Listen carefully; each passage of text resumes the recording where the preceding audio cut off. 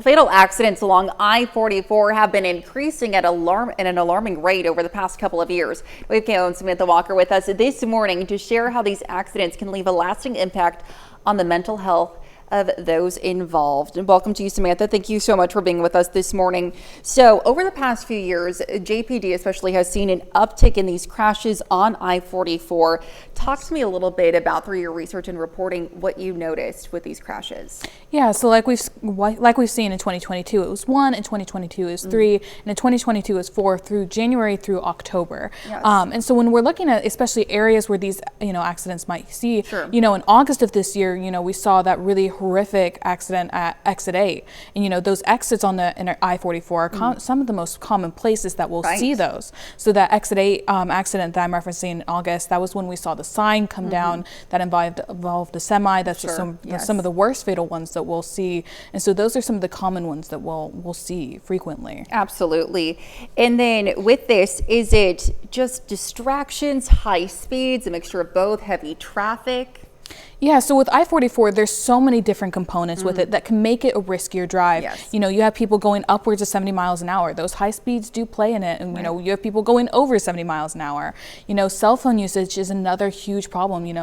They're encouraging you to be hands-free. We have that law that's taken effect, and they're going to start, enforcing it in January of this coming year. So those are huge parts of it as well. Certainly so.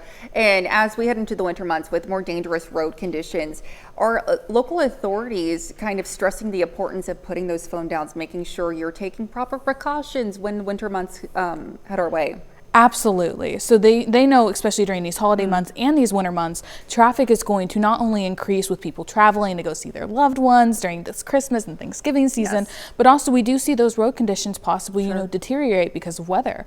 So that's something they are keeping in mind, and especially with that hands-free enforcement starting January 1st for Missourians, they really want to attack people, trying to say, put those phones down. Please think about where you're going, other people traveling. The only person you can control on that roadway is you and your own driving. So it's really important that you be focused and you pay attention. Absolutely. And talking about those other people on the roadway, now one of the key points of your report is talking about the mental impact that witnesses experience when they're seeing these crashes. Talk to me about just some of the stories that you've heard and kind of your takeaway from that.